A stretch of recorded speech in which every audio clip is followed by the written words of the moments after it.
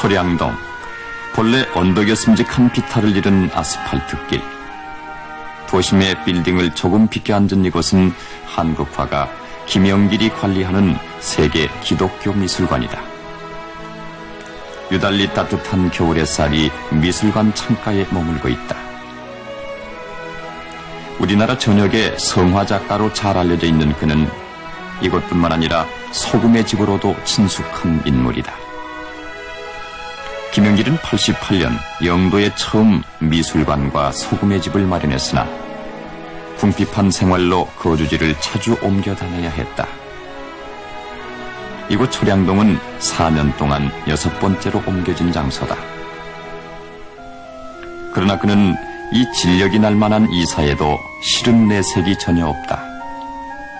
오히려 이런 어려움 속에서 믿음이 성숙하는 게 아니겠느냐며 사람 좋은 웃음을 짓는다.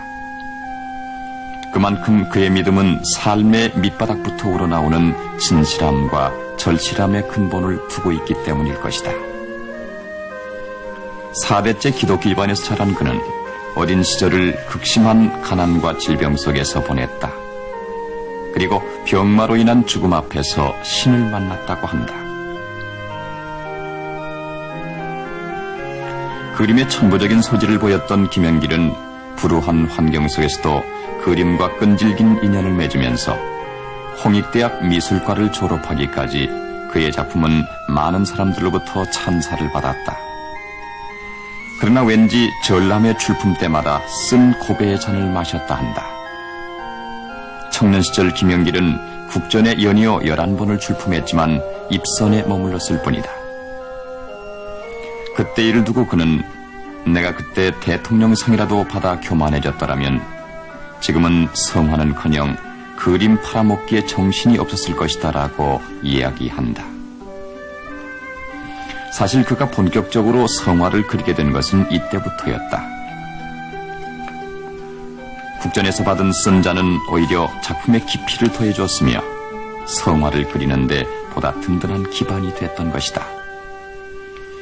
그렇게 시작한 성화 작업은 이제 30해를 넘기고 있다. 그 30해의 시간이 결코 짧지 않음처럼 그에게는 300여 점이나 되는 성화가 마지막 재산으로 남아있다. 지금까지 어려운 글이지만 여태껏 단 한 점의 그림도 팔아본 적이 없다 한다. 자신의 손에 의해 그려졌지만 주인은 자신이 아니기 때문이라고 믿고 있다. 한 개인의 욕심에 가려 그의 성화가 많은 사람들에게 도움이 되지 못하고 퇴색해버림을 원하지 않는 작가의 마음도 담겨 있으리라. 김영길은 그림이 만인의 가슴으로 돌아가 성서와 같은 한 가닥 빛이 되기를 늘 기원하고 있다. 그런 간절한 바램만큼이나 작업에 들기 전에 기도에 드는 것은 그의 오랜 버릇이다. 그는 그 기도에서 환영을 보기도 하고 영감을 얻기도 한다. 영감은 첫 작품 속에 쏟아지는 것이므로 다시 그리는 법이 없다. 그래서 그의 그림에는 스케치라는 것이 없다. 김영길의 성화는 조각과 같이 단순하며 강렬한 선과 뛰어난 색감이 단연 돋보인다. 여기에 보이지 않는 세계를 나타내려는 성화 작가로서의 사명감은 그림으로 엮어진 성서를 만들어간다. 그의 그림을 자세히 보면 밑바탕의 나뭇결을 읽을 수 있다. 그는 나무는 곧 사람이라 이야기한다. 어쩌면 그는 나무에서 예수의 십자가를 연상하고 십자가가 상징하는 인간의 고난과 역경을 바라보고 있는지도 모른다. 대부분의 작품들이 나뭇결 위에 그려져 있는 것도 바로 그 이유 때문이라. 성화작가 김영길, 그는 성서의 말처럼 소금이 되어 성화 속에서 세월의 깊이만큼이나 진하게 녹아 세상에 맑은 빗자락으로 흘러들고 있다.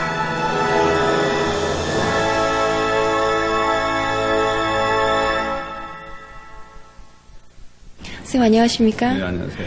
예, 먼저 서양 문화 발달사를 살펴보게 되면은 이 종교 예술, 특히 기독교 미술이나 음악 등은 이 상당한 위치에 있었음을 알 수 있는데요. 그 중에서도 이 한 시대를 풍미했던 기독교 미술은 그 미술의 예술적 가치는 어느 정도라고 할 수 있겠습니까?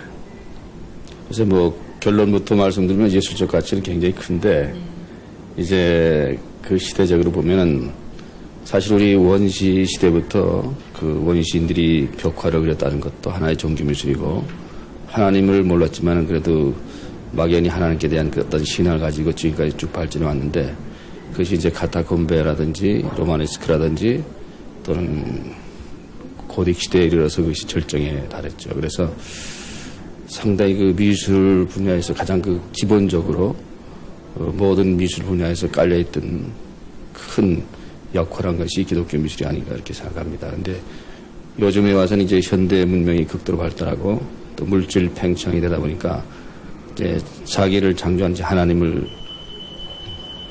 거부하고 또 거부한다는 것보다는 다른 말로 표현한 잘 모르고 어떤 물질만으로 이제 이 세상이 부패하고 있기 때문에 그래서 이제 성화를 그리는 사람들 잘 팔리지도 않고 그러니까 이제 성화를 그리지 않는가 이렇게 생각합니다. 그래서 저는 이제 그 르네상스 시대 또 그 전에 그 성행했던 그 기독교 미술을 한번 좀 부활시켜보고 또 새로운 활력소를 좀 화가들에게 좀 집어넣기 위해서 또 그림을 통해서 많은 사람들에게 생명력을 줄 수 있도록 하기 위해서 이제 제가 성화를 그리기 시작했죠. 그 시대의 성화와 지금의 성화를 비교해 본다면은 기법상으로 어떤 차이점이 있습니까? 그 당시에는 이제 처음에는 그 상징적인부터 출발하다가 그다음에 이제 사실적인 기법으로 아무래도 이 성화하면 이제 인체를 많이 다루게 되니까 그래서 이제 사실적인 기법으로 가다가 요즘에 와서는 이제 성화하는 사람도 있고 그다음에 다시 이제 샤갈이라든지 또는 그 외에 이제 루어라든지 이런 사람에 의해서 이제 상징적인 기법으로 다시 바꾸기 시작했죠. 선생님께서는 성화를 30여 년 동안 그려오셨는데요. 아무래도 성화는 성서가 바탕이 된 상태에서 그려지지 않나 하는 생각이 드는데요. 성서의 어느 정도 깊이까지 그려보셨습니까?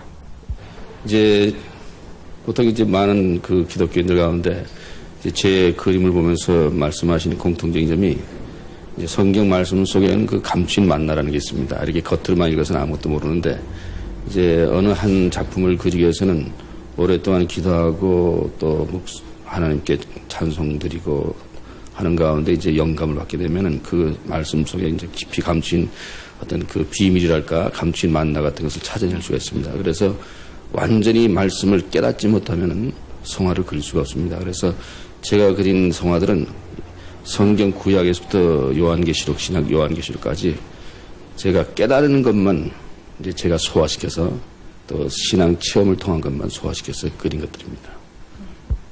네, 선생님의 그림을 보고 있으면은 아주 신비스러움 혹은 또 성스러움 이런 느낌들이 많이 다가오는데요.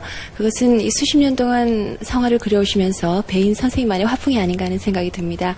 이 오랜 시간 동안 화풍도 많이 변화되고 발전되어 왔을 것 같고요. 또 뚜렷한 어떤 특성이 있으면 어떤 게 있을까요? 그래서 뭐 제 자신의 어떤 화풍이라기보다도 우리 기독교가 가지고 있는 여러 가지 요소들이 많이 있습니다. 진리라든지 공의라든지 사랑이라든지 이런 것들이 많이 있는데 보통 우리가 성화하면은 우리 한국에서는 옛날에 김아무개 화백이 그린 그 예수님에게 한복을 입히고 또 갓을 씌우고 이런 것을 이제 1960년대는 그걸 성화라고 생각하고 토착화된 성화다 해서 상당히 좋아들 했는데 저는 그것을 그렇게 느끼질 않았습니다. 그래서 성화라는 것은 세계 만민이 보아도 다 똑같이 성화라는 공감을 느낄 수 있도록 말하자면 껌둥이가 보면 껌둥이처럼 느껴지고 또 백인이 보면 백인처럼 느껴지고 우리 또 황인정이 보면 황인정처럼 느껴지는 만민의 구세주가 아닌가. 그래서 이제 저는 뭐를 생각하냐면 노아의 세 아들을 생각하고 세 아들 가운데 이제 함이라는 아들은 이제 껌둥이의 시조가 되고 셈의 후손은 우리 황인종의 시조가 되고 그 다음에 야벳은 백인종의 시조가 되고 그래서 제 그림은 이제 그런 면에서 어느 나라 사람이 봐도 다 성화한 줄 느끼게 되겠다. 그래서 이제 제 그림에 직선을 많이 사용했습니다. 직선을 많이 사용한 것은 우리 기독교는 빛이다. 그리고 이 빛은 꺾이지 않는다. 그리고 이 빛은 진리다. 바로 그리고 이 진리는 공의를 상징한다. 공이라는 것은 사랑을, 넓은 의미에서는 사랑을 의미한다. 그래서 이제 그런 요소들을 부여하기 위해서 이제 직선을 많이 사용했고, 또 제 그림에는 주로 노란색이 많이 들어가 있습니다. 왜 노란색이 많이 들어가 있냐면, 그 노란색은 하나님의 속성으로서 금, 불에 연다는 금, 앞으로 이 세상을 불로 심판할 때 불에 연다는 금은 녹아내리지 않습니다. 그래서 우리가 새 예루살렘 성이 바로 이 정금으로, 불에 연다는 정금으로 되기 때문에, 그래서 그 불에 연다는 믿음을 상징적으로 표현해서 이제 노란색을 많이 사용했고, 그 다음에 이제 제 그림 보면 윤곽선에서 이렇게 빛이 납니다. 이렇게 역광을 이용한 것처럼.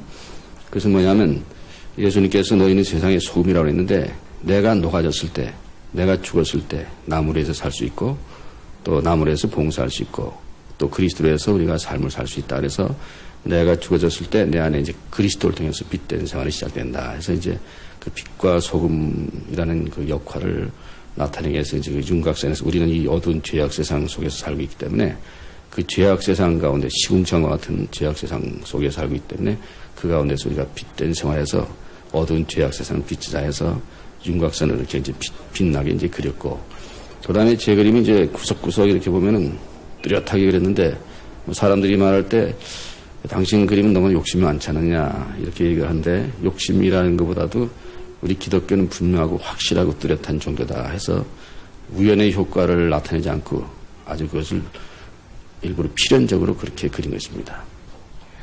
성화도 현대 미술 장르의 한 부분으로 뿌리를 내렸으면 하는 바람이 듭니다. 선생님께서는 앞으로 꼭 한번 그려보고 싶다 하는 작품이 있다면 어떤 작품입니까?